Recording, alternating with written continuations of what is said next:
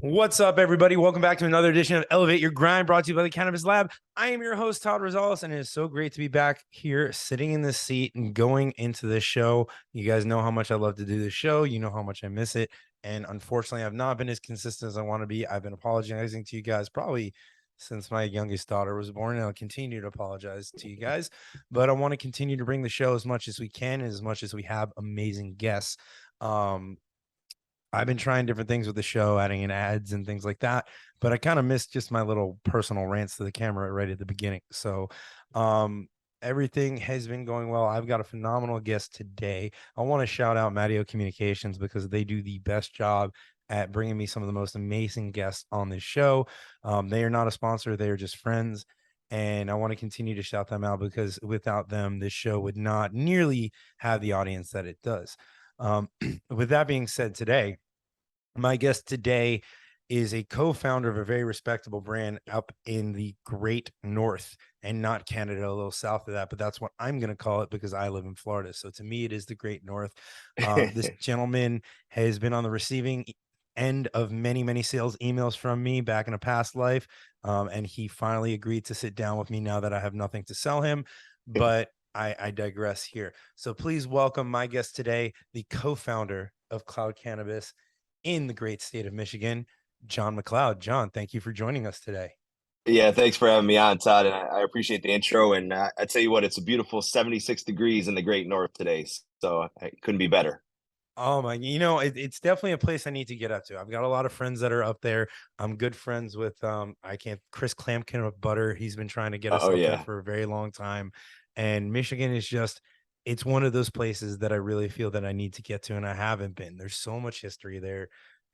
I'm a big fan of engines, and everything everything internal combustion goes through Michigan at some point. So it's a place that I definitely need to get to. No question. It's Motor City. And I was actually smoking one with Chris last week on the patio at a interchange event in just north of Lansing here in Michigan. And we were commenting how beautiful it is to be operators in the state of Michigan. You guys are one of those states, and we'll get into you in a little bit here, but you guys are one of those states where you're a proud people, right? There are a lot Mhm. of transient state, like California is definitely one of them. It's transient, and then you can maybe buy into the California lifestyle, but not everyone believes in it. It's a place like Michigan, and I put Texas in the same category, where no matter your political views, no matter where you fall on the spectrum, no matter what part of Michigan you're from, people from there just seem to be very proud of being there. And to me, that always resonates in how hardcore the college followings are. Like, because a pro team is great and they play there ever, but the college followings, the people who, if you lived in that state and you choose to stay in state to go to school, there's something proud about being from that state. Yeah, no question. I mean, our version of the Yankees and the Mets is Michigan and Michigan State. So it certainly touches on, the college pride and the local environment in which, there's a lot of competitiveness internally in Michigan. But I think what sets us apart is really we bring a hustle to just everything we do. And you talk about engines, the factories, the line workers that really built, the motors that literally started this country rolling back in the day. As far as the hustle and everything else, I mean, the reason that Detroit and the surrounding areas were built up is because people moved out there for these great manufacturing jobs and these blue collar jobs. And it was truly a resurgence in American manufacturing. Not even a resurgence, it was the surgence in American manufacturing because there was no at the time. It's funny to not to cut you off and to jump into this, but early on in this show, we've done almost 200 episodes. There's a lot of me ranting about what this plant and we're going to get into your background because I want people to know who you are. But it seems we jumped right into the conversation. But what this plant can do economically and politically for this country, right?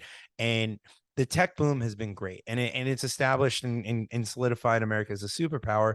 But at some point with the tech boom, you need to have an advanced form of thinking, advanced mathematics, advanced coding. There is a complicated methodology to be able to participate in that boom, especially at a high level. Now, that doesn't mean that you need to go to the best schools. There are plenty of people who can learn it on their own and learn it through trade schools, but it's not just like, and I don't mean to degrade this, but it's not a blue collar job where if you're wanting to put in the time and the effort, you can figure it out. You can learn how to trim plants. You can learn how to take care of them.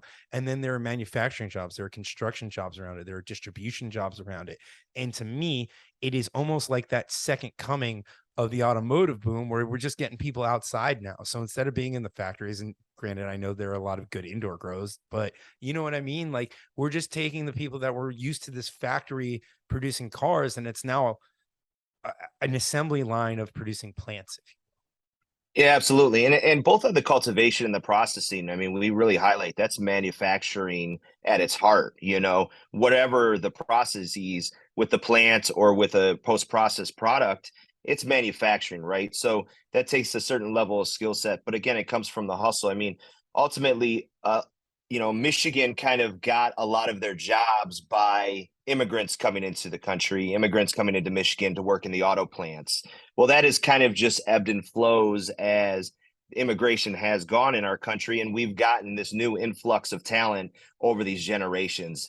And a lot of that talent just comes from the basic, the hustle to say it's not about a degree.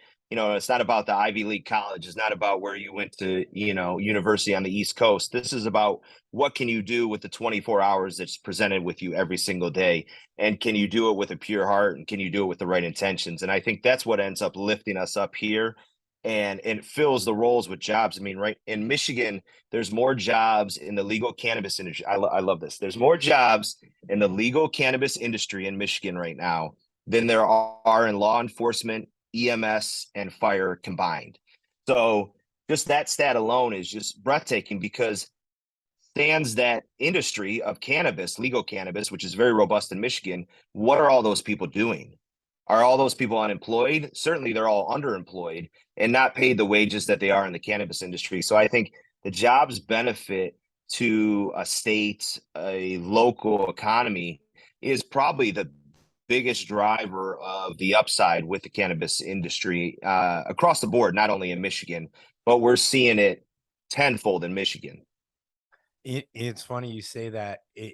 I feel like we're at a point in time, especially with the internet going into the pandemic and things, where the message, and especially from guys like Gary Vee and a lot of the entrepreneurs and Shark Tank out there, is to go.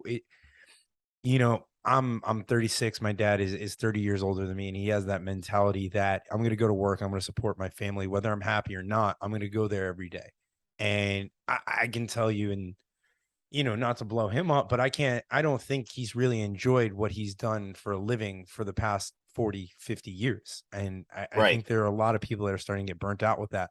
And it's funny. I think there are a lot of people in conjunction that were very passionate about cannabis. So we have this new message going out there: do what you love and you'll never work a day in your life. I think there are a lot of people out there who are like, I want to tell the world about weed. So what the fuck else do I love? Like, I can't do that. It's illegal. And there are some people that were brave enough to go into that arena and operate in that arena.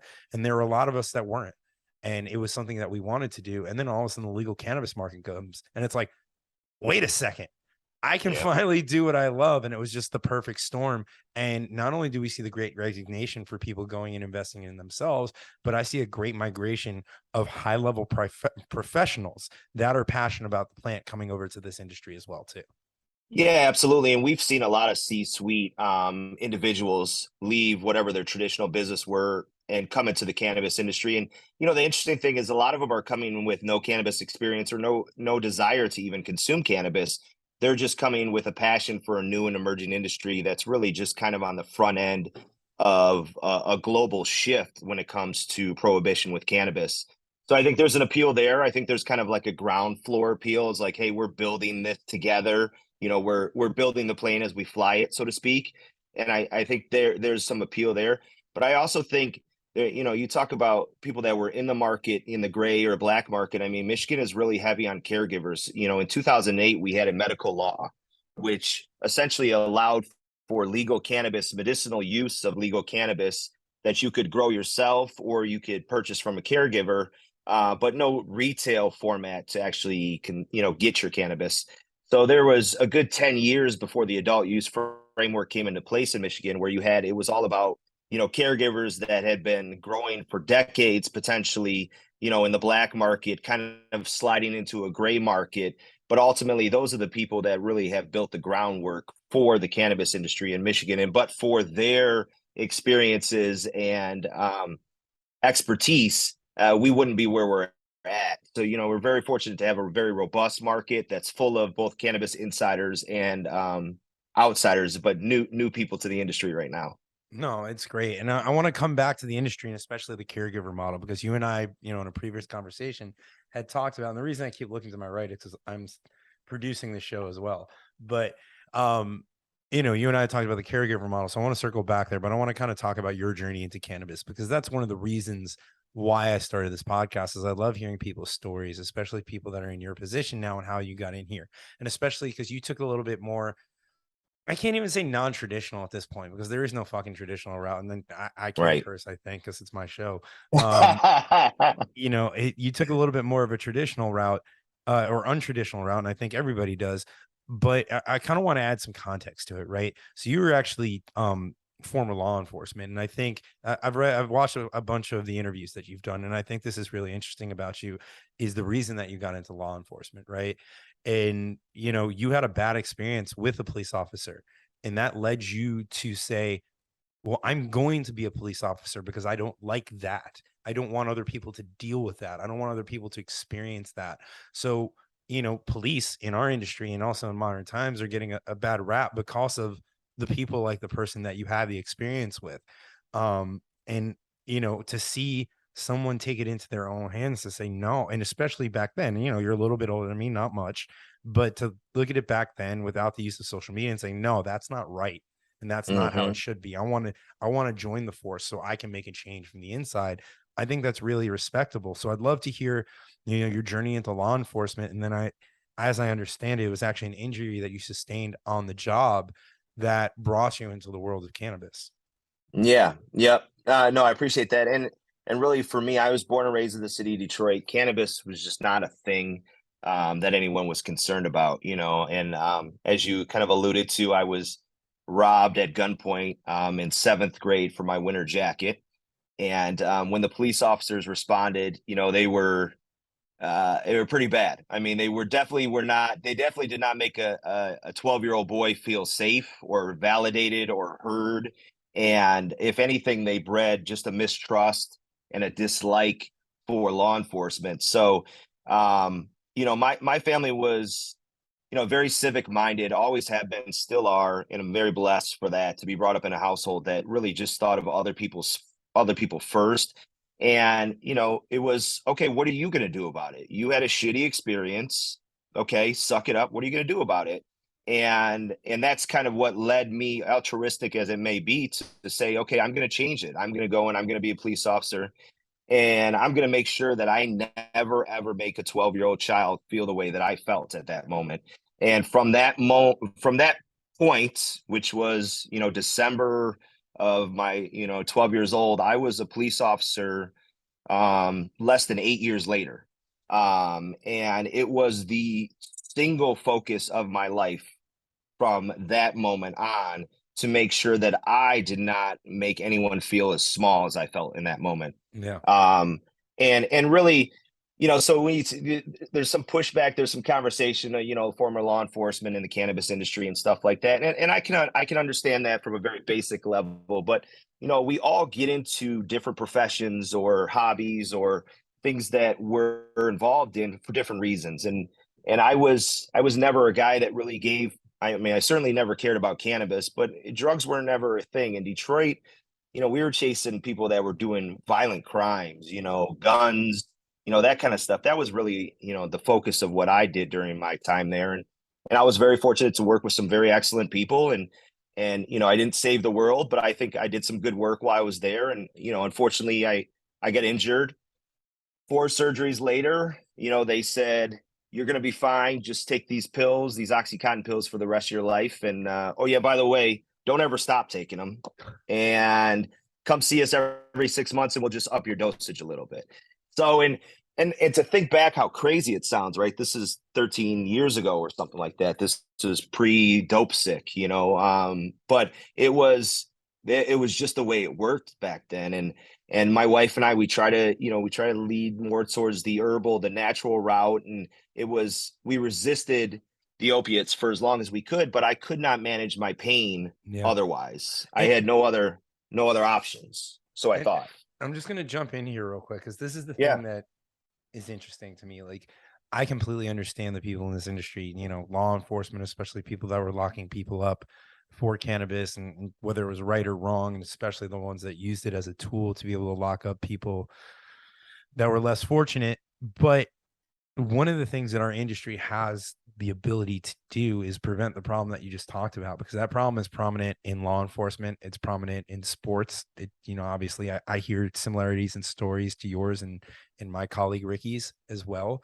Just, Mm-hmm. two different arenas that opiates were forced on you, and it was encouraged and recommended. Mm-hmm. And I've even Mm-hmm. heard you talk about it, that you could show up to the job on opiates and no one Oh says yeah. boo. Like, it's Yep. encouraged. So our industry is the number one thing to help our former law enforcement and help our former military veterans.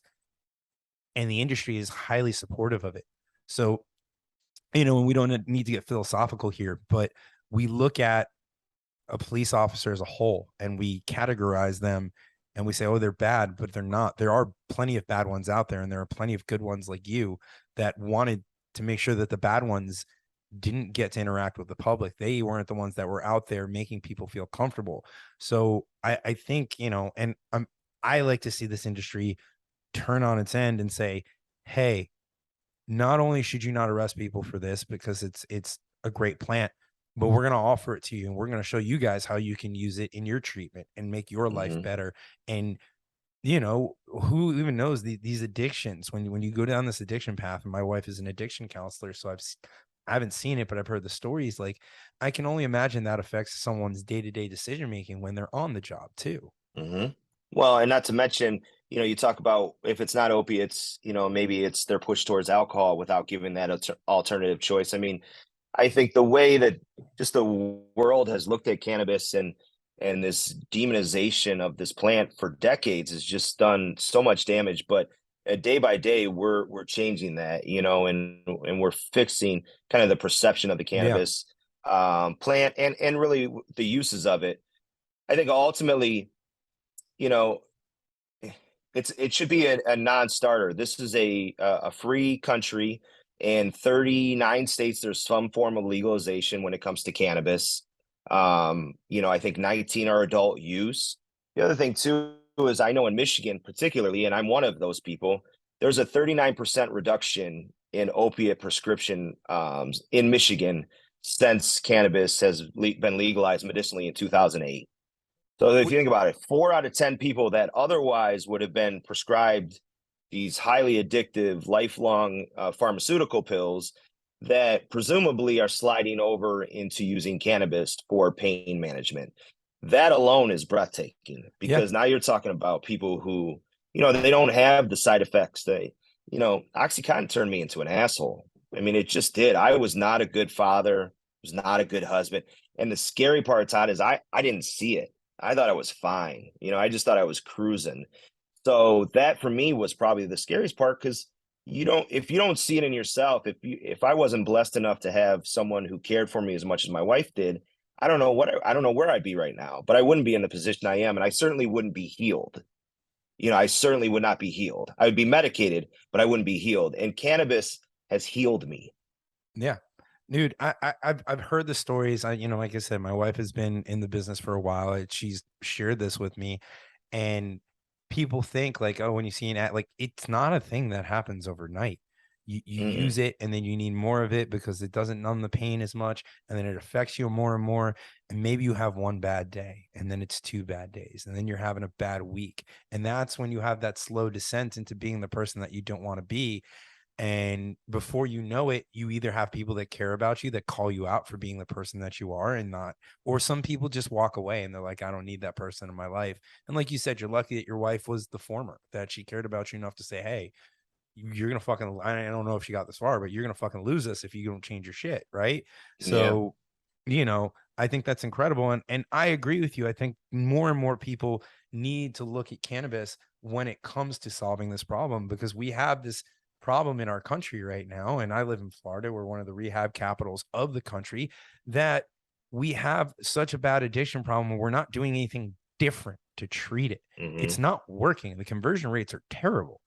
And we're Yep. not saying there's got to, the definition of insanity is doing the same thing over and over again and expecting a different result. We are fucking insane at this point because we're doing Yep. the same thing and we're not getting a different result. So why not try cannabis? Why not? And I don't even say fight fire with fire, but when you look at it, if you even talk to the people in some of these rehab facilities and you get sent there for weed rehab, they laugh at you. They're like, what is Yeah. that? You're not an addict. You're fine. You'll be out of here soon. Right. So Yeah. I'm all for, and you know what? If it doesn't work, fuck, we tried it. But I think the number is skewing towards it should work. Yeah, no question. And Bob Saget has a great sketch on that weed and rehab too. It's not appropriate for this, but um, I definitely think that, and I think this is a whole segment of people that the medicine's here, the access is now here. What we need to do is destigmatize, and we need to help those people that don't have any experience with cannabis or are afraid of cannabis or had the negative experience with their uncle's brownie one day. We need to help those people to come into the fold of just the regulated cannabis industry where there's dosable options, there's smokable options, there's vapable options, and there's just a lot more for a consumer to undertake that makes the entry into cannabis way less intimidating than it ever has been, and it makes it easier to to transform people that otherwise would be pill people into pot people, so to speak. And I think it's great. I think, it's not an addictive substance for the most part. It's not truly harmful. And if you are going to harm yourself, it's going to take a shit ton of it to do it. And one of the things I love about what you're doing at Cloud is that consumer education is right at the heart of what you're doing, but not just education on strains and terpenes, but really on products and use cases and everything else like that. So, as someone who learned and said, hey, this is what I did, going back to the rehab equation, right? Someone like me, I would looked into opening up a rehab facility because I wanted to support my wife and I wanted to give her a platform to where she can truly help people. Because down here in Florida, a lot of them are not the best. And I don't need to Hmm. comment on that industry. I'm sure there's plenty of headlines there. So I wanted to open that up. But I also realized that some of these people would never listen to me because I never experienced what they experienced. I never went through Hmm. what they went through. And I believe that you not only do you have a company that is educating people, but the fact that you have a personal experience with it, that people will hold more weight on the things that you say because you do have a true real life example of how you were able to switch off of something that was recommended by a doctor and a pharmacist to something that had a stigma around it, and your life significantly improved. Your family life is probably better, and your business life seems to be flourishing as well. It's provided Yeah, you a whole second life beyond law enforcement. yeah, no question. And I mean, they say the proof is in the pudding. So I guess I would be the proof that it actually does work, because ultimately, we have built Cloud basically off of our own personal experiences, which is why I think it's, we've been successful as we have. It's a labor of love, but it's just a true passion of ours to spread the goodwill of cannabis. Didn't your partner have a similar experience at Cloud? And wasn't he also, I think he was struggling with back pains or something along the line? I know his chiropractic problems. Yeah, I mean, there's a couple of us that have done it. There's one guy that's actually gotten off alcohol because of it. There's a guy that had back problems. I mean, it's when I first kind of started cannabis as medicine 13 years ago, the stories like mine were kind of few and far between. I mean, even myself, there was a lot of whispers, there was a lot of backdoor conversations, and this is, in a legal medicinal market, it was still kind of behind the scenes.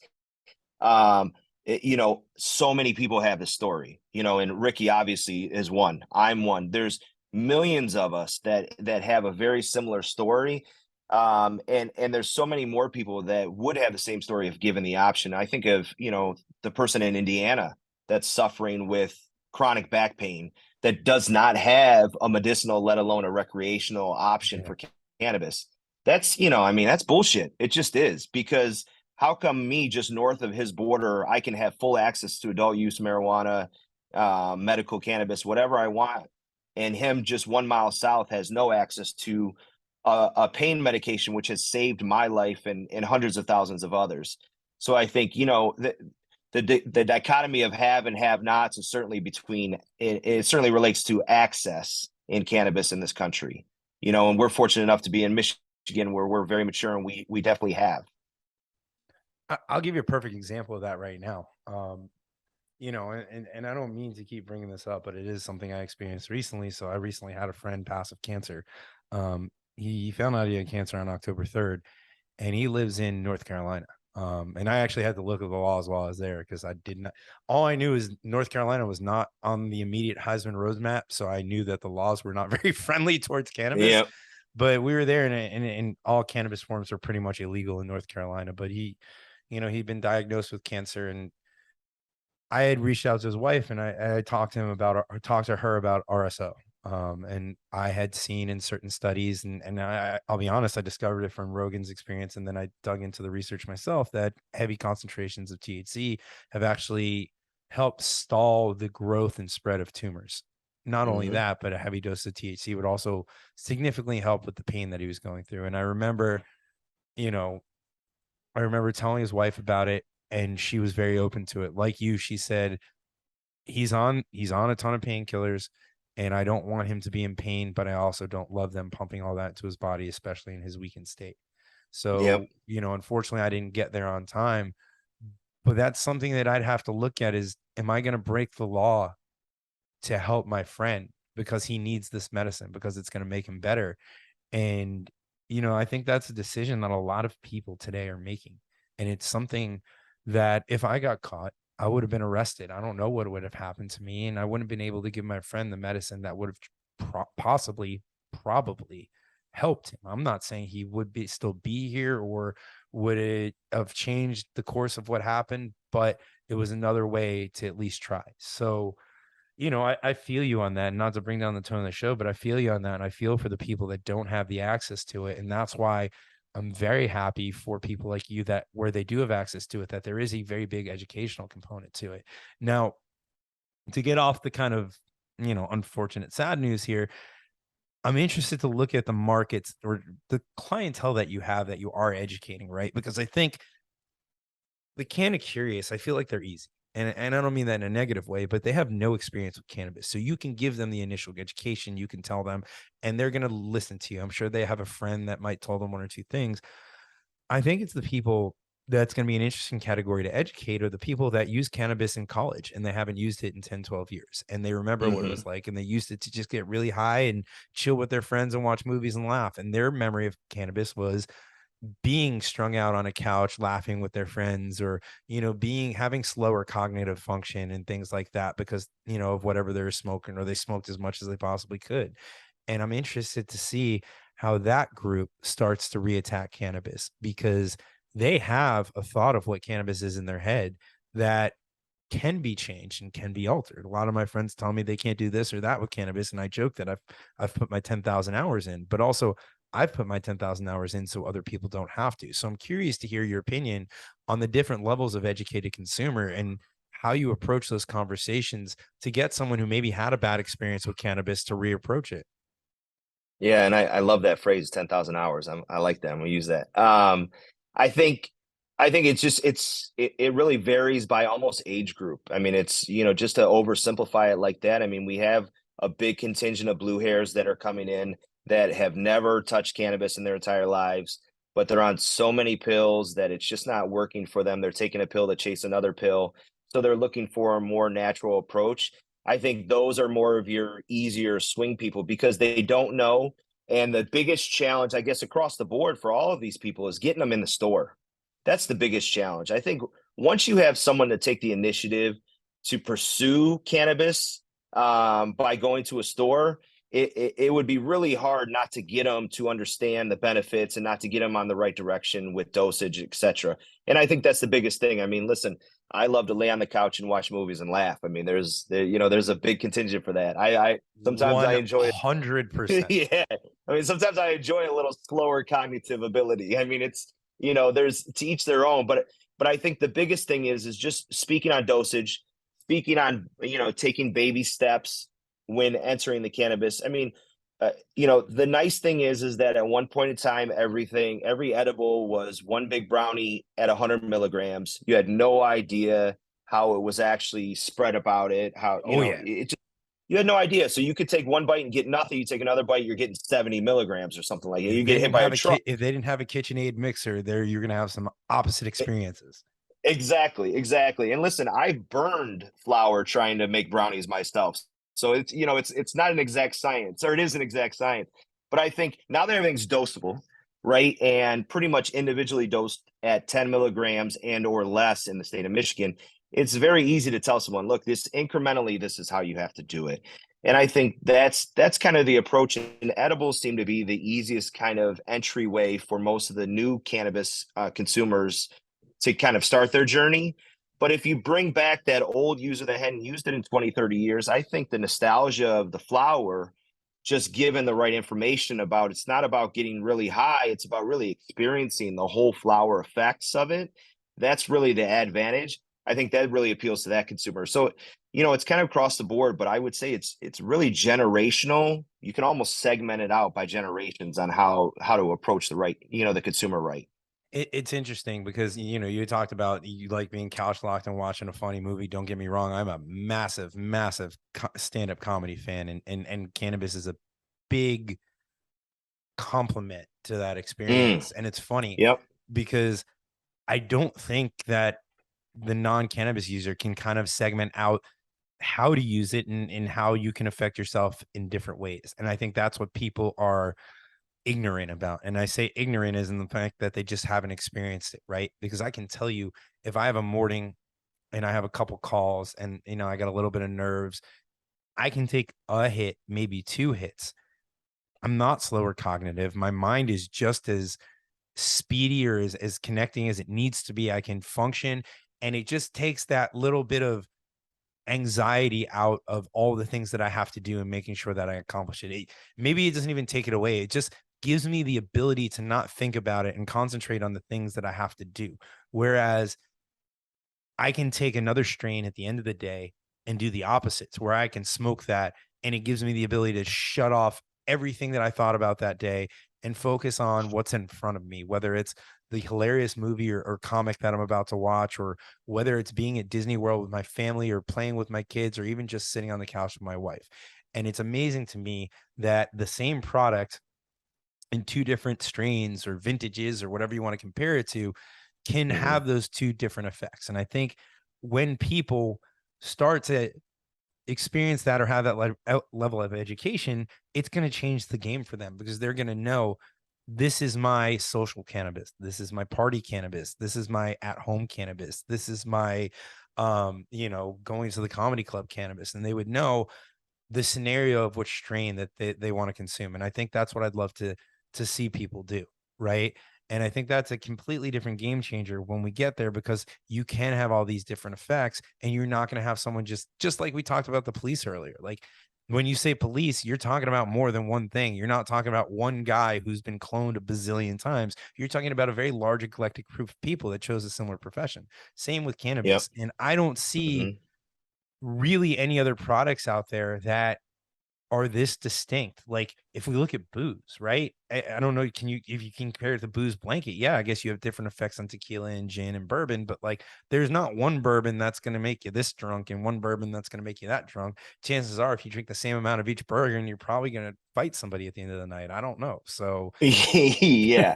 Yeah. Well, and I think kind of what you're describing with just kind of the understanding dosage and understanding the right usage of the plan is what we talk about at Cloud. We always talk about live higher.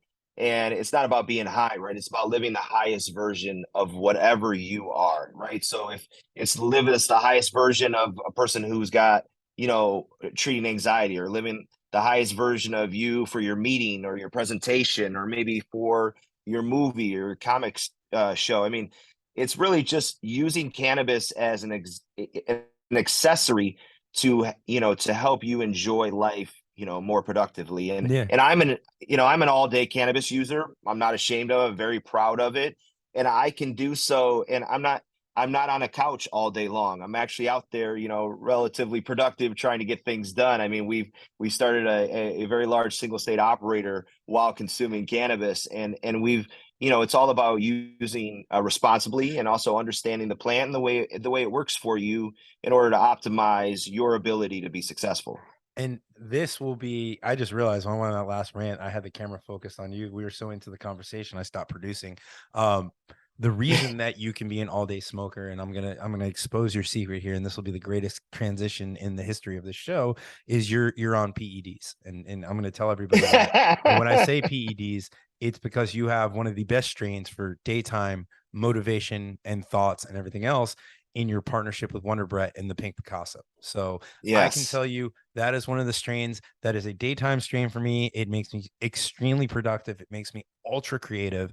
Yeah. And it's something that I can consume all day. So I understand that you have the PEDs.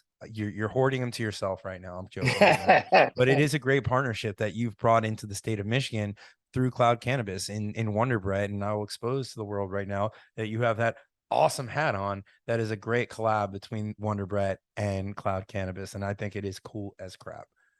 Yeah, no, and I appreciate you pointing that out. And I think, listen, I mean, you're in New York, Florida, wherever you're at.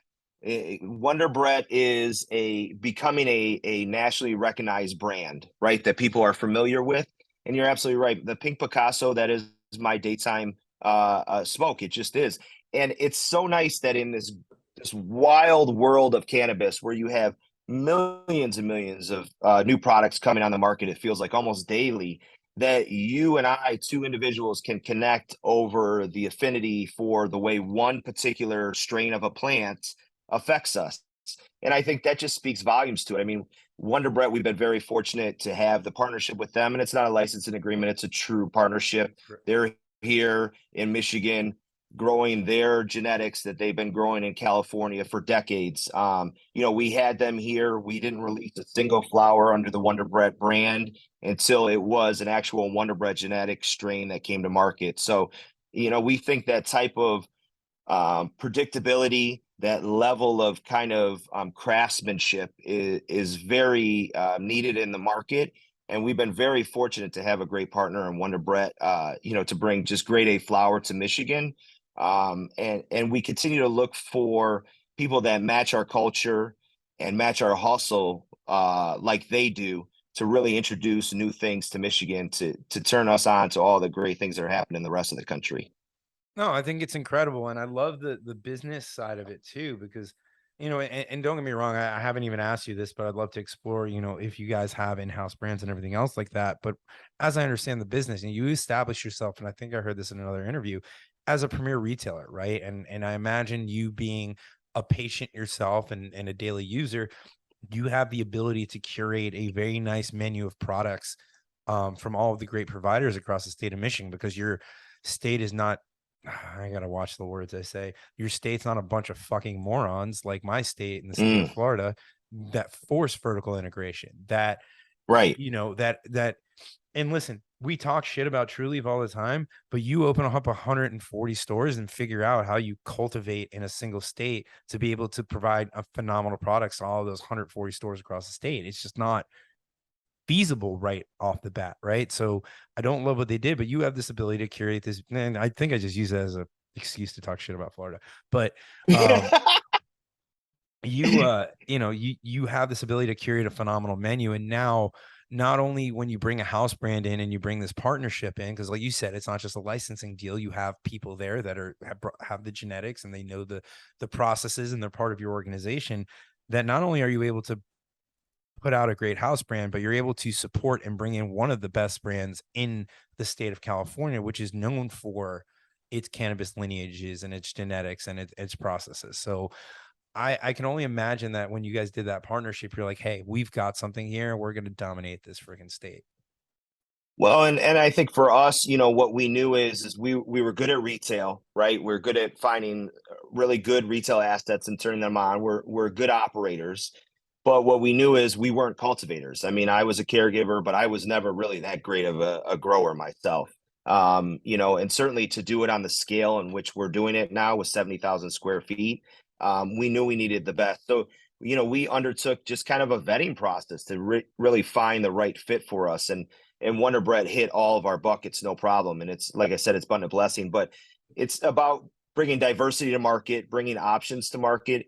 And at the end of the day, it's right. It's a consumer facing business. So we want to make sure that we're providing the best brands for all the consumers. And cannabis loves the hottest, newest thing.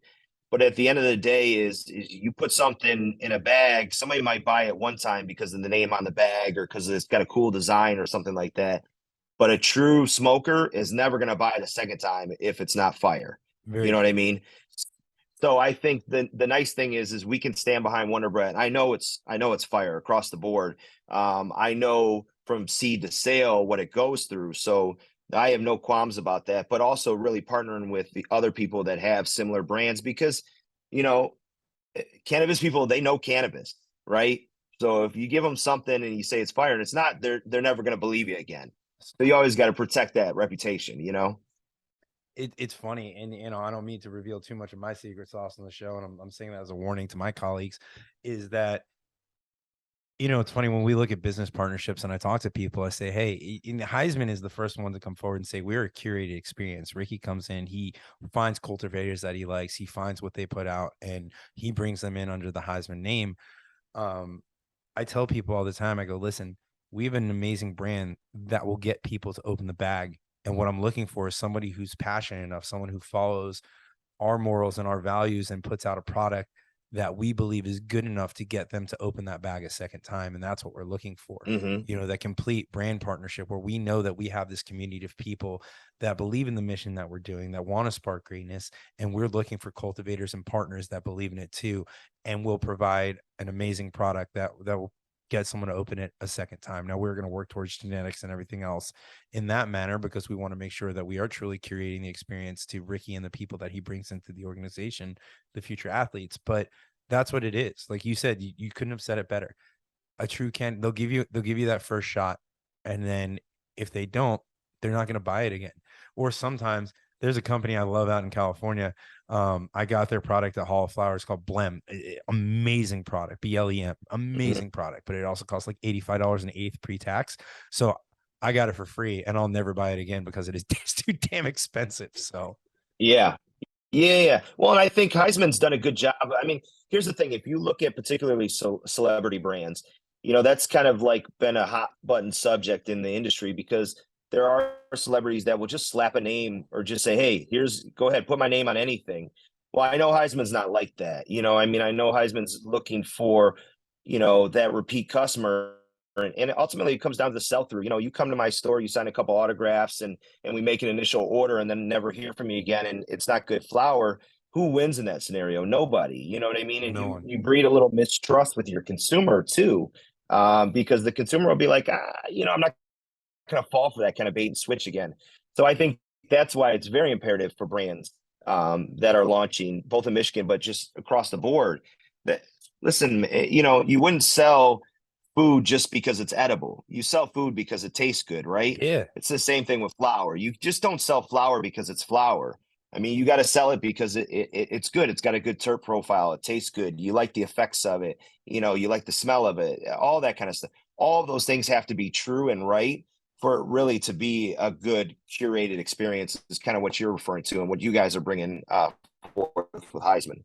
So we've been talking here for like 45 minutes already. I didn't even believe it. We're coming up on 3 o'clock, and I know I only get booked through that. So I just kind of want to finish on this last topic here, and then we can let you go. Definitely have to do this again, man. This has been great, and I can probably talk to you for another couple hours. Yeah, same. We talked about the Kin of Curious. We talked about the people who had bad experience back in the day. Well, the current crop of cannabis consumers has a little bit of an issue, and that issue is with THC percentages, right? And you and I Mm-hmm. talked about this. And now I do believe there is a minimum barrier to entry from a pricing standpoint and from a THC standpoint. We're starting to see it in California around like 20, 24, 25. Like you got to kind of be up there. Stores won't really carry you too much under. 710 Labs is maybe an exception. They've got some great stuff at 16, 17.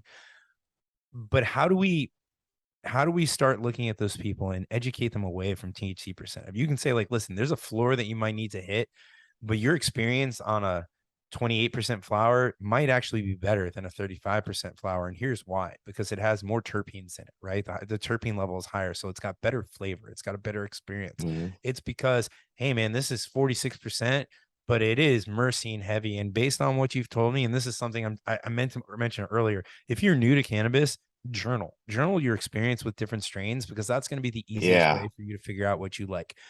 write down the strain you're smoking, write down if you liked it or not, what you liked about it, then go look it up on Leafly and figure out the terpenes. I think I might be giving away your solution here, but how do we educate them away from coming in and just saying, what's the highest percent you got, and I'm going to buy that? Like, don't get me wrong, some people make a whole marketing campaign out of that, but I think for the future of the industry, like, alcohol doesn't push you towards moonshine. They push it towards Right. whatever George Clooney's pushing. I'm kidding, but they push you towards Yeah. whatever is the tastiest, right? Alcohol is Yeah. about flavor, because a bad alcohol tastes like jet fuel, but a good alcohol Yeah. has a taste to it. It doesn't matter the alcohol content. So how do we get cannabis to that same arena? Yeah, and I think you described it very well. The THC chaser is always going to be in market, and that's fine. There's a place for them, and people will always be pushing for high THC counts. But I think for, the full cannabis experience, it's a dance between the THC and certainly the terps. We lean really hard in pushing just information on terps, and Leafly does a really, really good job with information. I mean, I think they're probably the gold standard when it comes to giving information about plants and flowers, and it's huge because ultimately at the end of the day, we see in Michigan, we're starting to see a consumer that wants to see that sub 15% THC. I mean, we're seeing a consumer that wants to be around the 10 to 12 percentage point, which is, kind of counterproductive to what most people think when they're Yeah. growing. But there are people that are trying to look at it as like a baby step, because at the end of the day, a gummy buyer, they don't care if it's, whether it tastes good or not. They're getting 100 milligrams for their $6 or something like that. I mean, that's fine. It's the guy that's really smoking the flowers where this is the conversation. And we push hard on that. It's all about terps, terps, terps, because listen, the pink Picasso that I smoked this morning was a 19%, but it That had a is awesome. 2.1% terp profile. It was phenomenal. It was absolutely phenomenal. And it did exactly what it intended to do. So my Melon OG tonight, which is at 29%, is going to be a little bit different experience. But there you go, right? I understand what I'm getting myself up to, and the ebbs and flows of the cannabis work accordingly. But I mean, I think just a straight THC buyer is probably one of our biggest obstacles to overcome as an industry. And it's on us, right? It's on us to communicate better to the industry, to the consumer, that it's not all about this, right? And what they don't know, they don't know. So we have to kind of lead that charge. I couldn't agree with you more, man. I love it. And that's a conversation I have with people till I'm blue in the face. I love talking to people about that education, because that's what I spent my time doing, to help people have a better experience with cannabis. Even friends that are cannabis users, I try to help them have a better cannabis experience. So all friends down here will be like, hey, I went to this store. I'm like, don't go there, go here. This is what you do. And then I tell them why, and we'll go into Leafly and all that stuff. So last question, is Detroit style pizza really better than New York? Oh, I got so much better, man. And then listen, listen, I'm telling you, and I'm a pizza guy. I am a pizza guy. It's different, but I think it's so much better. I think I don't even think there's a close. I don't think it's even close. I Well, really I don't. you just unvalidated every opinion you've had on this show for me today. No, Well, I kid listen, you. I you got will to come give for our you cannabis. I come the for our pizza. the argument is no longer. Love you, Chicago. I love everything about you. You have some of the best food I've ever had. What you guys put out there is not a fucking pizza.